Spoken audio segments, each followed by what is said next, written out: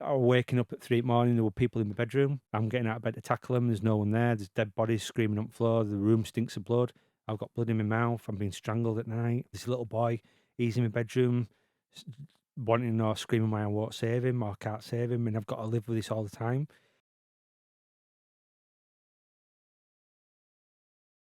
You've shared so many great stories, so many sad stories, funny stories, loads. You've done a lot. Now, you're still a fairly young man, aren't you? 21 tons of fun. I've just turned 45, so I'm reasonably youngish.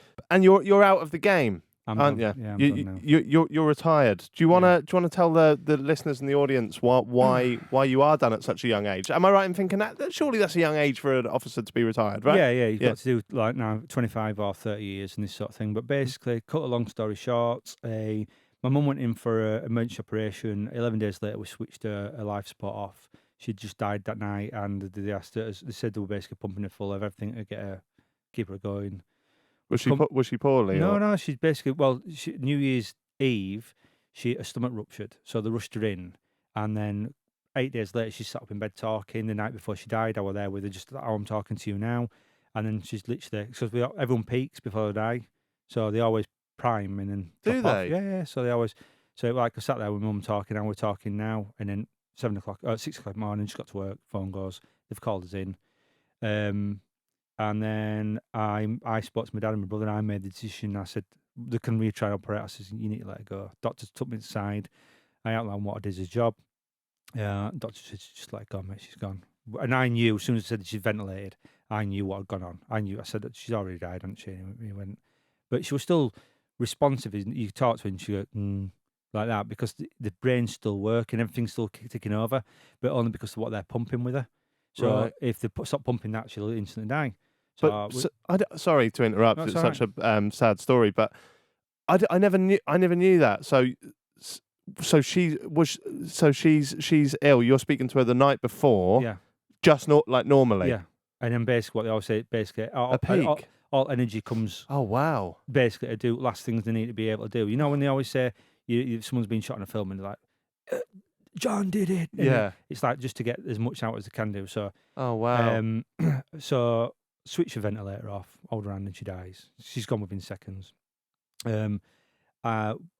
have the funeral. 2 weeks after the funeral, go back to work. Shouldn't have gone back to work. I just shouldn't have done it. But I went back to work. Fucking hero, I need to be able to do this, do that. I don't ever let my colleagues down. You were a hard worker then. Yeah. And I went back to work. I just got told go and hide. It was nothing to do with state police station. Just go and hide. Went and hid.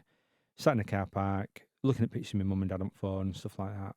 And they called me to an RTC just around the corner. And literally, the units that were on, they were too far away to get there. So can you go, first of all, and get there and we'll relieve you? There's an the road traffic collision. Yeah, so I'm like, I'm shouting at fucking steering wheel, no, don't fucking leave me alone, leave me.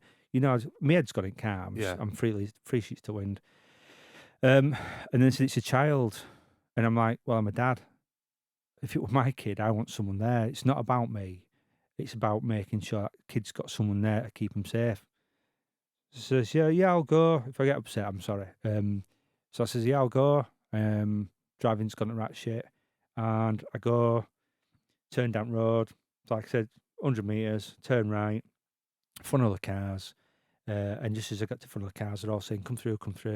I get there, and then there's basically just shout, don't go, urgent, 95, don't go. It's fatal, it's child fatal. Go around corner, and there's a 44-ton truck there. The driver is stood at side road, 3 sheets to wind, don't know what's going on. And then there's a 2-year-old boy his head's been run over by this truck, come outside that thing, being run over by a truck. Sorry. All right, mate. And I get out of the car, start asking for assistance, and I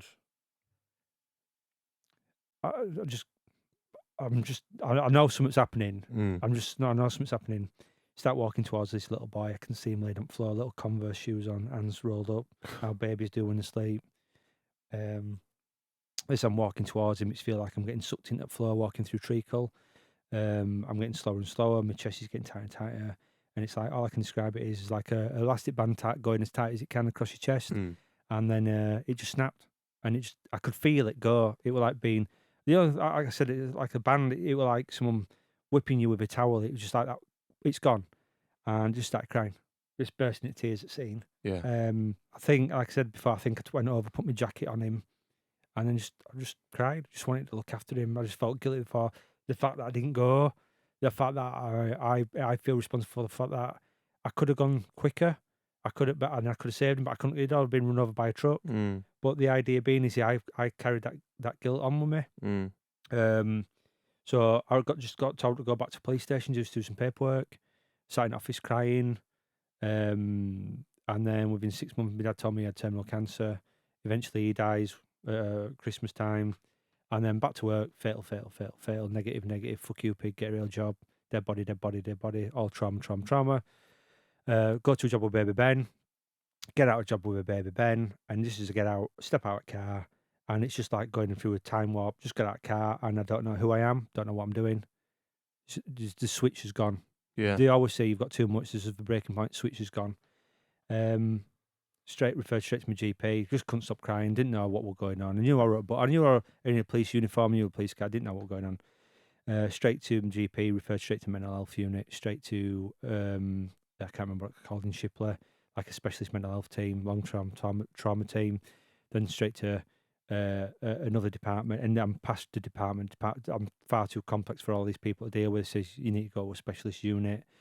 And then there's basically you've got complex post-traumatic stress disorder, you've got severe depression, anxiety, and you've fried. You've gone, and you just basically you're not going to get back. That's it. Your head's gone. So now I've got to. It's all right me having a laugh and having a good time with you, but like now, I carry, as I said to people before, I carry the trauma with me. Yeah. So we all sink it down, and I class it as a backpack analogy, where I'm carrying a backpack, and you'll all have one. I got married, you put things in, or your granddad's, you'll put things in, you're carrying your rucksack. I got to the point where my rucksack was full and I couldn't carry it anymore. It was making me so tired. To the fact that now I'm carrying around this 2-year-old dead boy with me. I've got my mum sat there in my backpack. I've now got my dad, and I've got nowhere to turn. I've got no what to do. And then basically what happens is your brain just collapses. Your brain collapses. Your body says, "I'm not. If you carry on, I'm going to kill you." That's what your brain basically says. I was going through junctions. I was blacking out. I didn't know what was going on. I've got no long-term memory. I can't think 20 minutes in front, 20 minutes behind.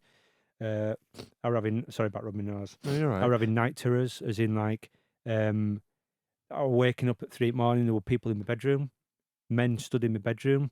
I'm getting out of bed to tackle them. There's no one there. There's dead bodies screaming on the floor. The room stinks of blood. I've got blood in my mouth. I'm being strangled at night. This little boy, he's in my bedroom, wanting to know, screaming why I won't save him or can't save him, and I've got to live with this all the time. And I've got children as well, and I'm trying to differentiate my life with my children and go back to my house and pick my daughter up. And I've got to live the life of why have I got the strength to pick my daughter up, and then I won't able to save this boy. Does that matter? I'm sorry if I. No, mate. No, don't apologise. It's I mean, the strength that you must have to come here and share those stories, and to many people would have crumbled, and I think you've admitted that you have experienced that. But to make a YouTube channel and to share these stories and to share how the mental health struggles you have it's a hero's thing to do, mate. It really is, and you don't need me or Stevie or anyone else out there to validate the brilliant work that you've done. To be honest, like, I know friends that are good lads that will slag off the police and stuff like that, and they don't have bad bones in their body. So why are we in this culture that does instantly think pig, that this, when you're the heroes of the streets? That's what you are. You're the people going around making sure we're safe. So I just want to say thank you so much, mate, for sharing your story. Do you want a tissue or anything? No, I'm fine. I won't be that weak. I don't. It's not weakness. It's nothing but strength. I think your backpack analogy that you've come up with is a beautiful one, and one that needs to be heard. And yeah, you're a lovely person to call, mate. So I don't really. I'm a bit lost for words. I'll be honest. It's like it's just a great laugh being with you, and it's just I just think the main thing I want to say and stress to people is. Everybody can fall. I don't care who you are, what job you do, everybody can fall. And the main thing that if I had someone not like me, but if I had someone be able to say to me, these are the signs, these are what's making you poorly, open your mouth and talk. I've got friends that have I've known people that I've worked with that have either committed suicide. I've got friends that are struggling now that are self-harming, and you just think all you have to do is just open your mouth and say, now, for me to do this now is me. This is like, as I was saying to you earlier, this is my therapy. I'm going to leave here feeling a little bit upset because I've had a cry, but still invigorated. I still feel alive. I still feel lighter, if that makes sense. And I think that there's so many men out there, and I just don't get it. Obviously, women as well, but I just don't get it. Why can you not just turn around? So just say, for instance, you've got how many followers? Just say how many people watch this there. I'm Ben Pearson, I've got mental health issues. What is wrong with saying that? I'm Ben Pearson, I like to cry. What is wrong with saying that? I'm Ben Pearson, and I will talk to anybody about anything. So if you stop me and see me and just have a chat, just do not feel afraid to be able to talk to people, because talking gets it out and releases so many demons, and that might stop you that day from doing something stupid. That's beautifully put. You've had a life, you've lived it, you've hit rock bottom, you've had the worst weeks and months and experienced things none of us YouTubers can even imagine. And you've turned that into a positive, and and now you're on this kind of path to educate people about mental health. And if you can sit there, a hard police officer that used to fight with criminals on the street and put your hands up and say you have mental health issues, then I think you're saving a hell of a lot of people out there. It's not a sign of weakness, it's a sign of strength, and you're one of the strongest people I've ever met. So I just want to say thank you for all the work you're doing now. Thank you for all the work you did when you was in the police force, and maybe a few people out there that have listened to this episode all the way through that maybe hated the police for whatever reason before, just think about it a little bit more. Think about the people that are having to pick up dead children off the street and stuff like that. Ben, where can people come and see more of your content? Because they need to see it. They need to have their eyes open to this. I'll do the YouTube channel, which is obviously on YouTube, ironically. So, so if you put in Ben Pearson or Ben Pearson Interceptor, I'm on Twitter. I think it's BS_Pearson, and I've released a book called Handcuffed Emotions, which is on Amazon, and there's other places it can be bought. And the second book is released hopefully in September, which is called Hotel Tango 23, which is my old call sign. And yeah, it's just, this is a journey that I'm just enjoying being on, and it's people like yourself that's making it possible, so thank you.